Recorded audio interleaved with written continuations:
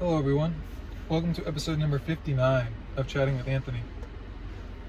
Today's episode, I'm going to ask, when does a hobby become idolatry? I'm going to answer the question right away this time. So I'm going to say it becomes idolatry when it becomes more important than your obedience to God and serving God.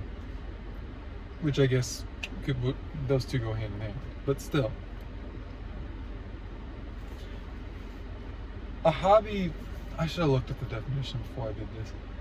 But a hobby is basically just an activity that you like to do because you enjoy it, essentially.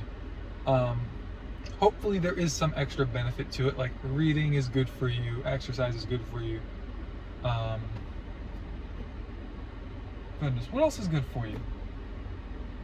I mean, just like sitting on the beach and just like staring at like the ocean.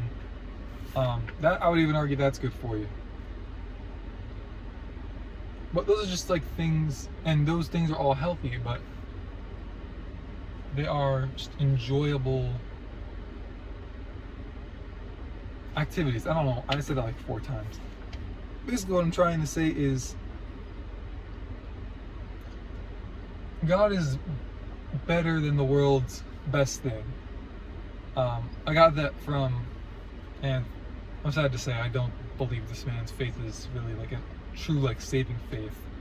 But if you're familiar with Chance the Rapper, back in like 2016 on his album Coloring Book, he has a song, I think it's How Great, it's the one that's How Great is Our God. There's a song, he does that with, I think it literally says like it's his cousin named Nicole and Jay Electronica, who's another rapper.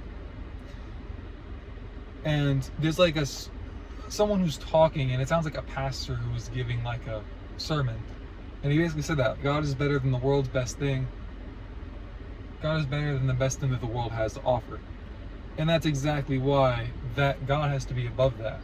The level of importance you need to have your priorities straight is basically what I'm trying to say here. In regards to when it becomes, trying to determine when it becomes idolatry, you need to work that out with him, not per se with me. I'm willing to offer advice on topics, but as the word says, you must work out your own salvation with fear and trembling, because everyone's situation is different. The amount of time and effort you spend on whatever is gonna greatly vary depending on what your goals are. And so I don't think it's fair to make this a black and white blanket statemented situation. Regardless of that, I believe that measuring the time that you spend doing different activities is effective, and trying to measure the time you spend on a hobby versus how much time you spend with God is a good gauge to see like where your priorities are. But it's not everything, because when you just simply measure time, the time itself can't account for things like the quality of the time that you're spending.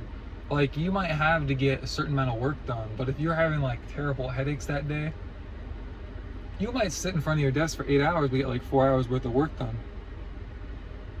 But you're in front of your desk the whole time. Like, when you're praying with God, you might get distracted for bits and pieces.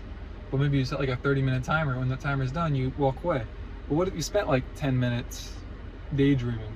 Like, are you factoring that in, or are you like recording all of it?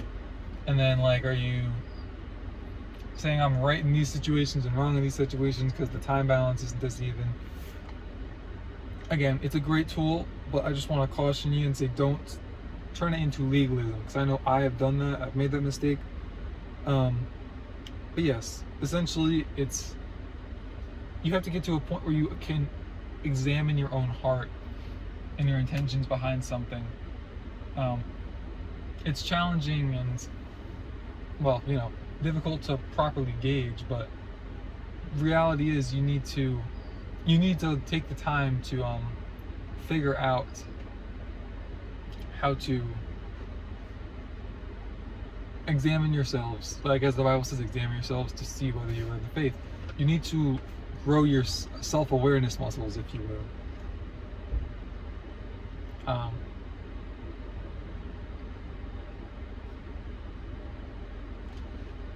Here, sorry. I had a Bible verse for that. 2 Corinthians 2 Corinthians chapter 13, verse 5.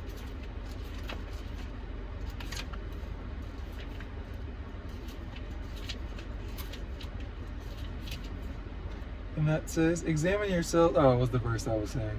2 Corinthians chapter 13, verse 5 says, examine yourselves as to whether you are in the faith. Test yourselves. Do you not know yourselves that Jesus Christ is in you, unless indeed you are disqualified?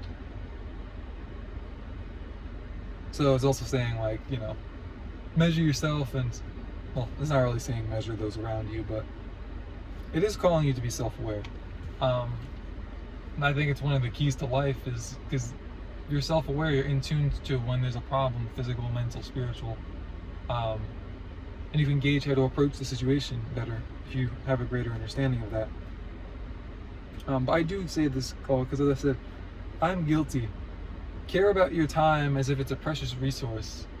As the Bible talks about, like, wisdom, it compares it to, like, rubies, which at the time was, like, currency. It's essentially like saying time is money, wisdom is money. And the reality is, if you are self-aware, you're gonna save time trying to figure things out, because it's like having, like, an auditor who's there to figure out, like, where things are wrong in your business, but you're there all the time, so you can gauge the situation better. But that's all I have for today's episode. Again, I would urge you to just work it out with him. That's the best advice I can give you. Easier said than done, I know, but even if you're as self-aware as can be, you still need his help to help you walk through it. So that's all I have for today's episode. Stay safe, God bless. I'll see you both in the next one.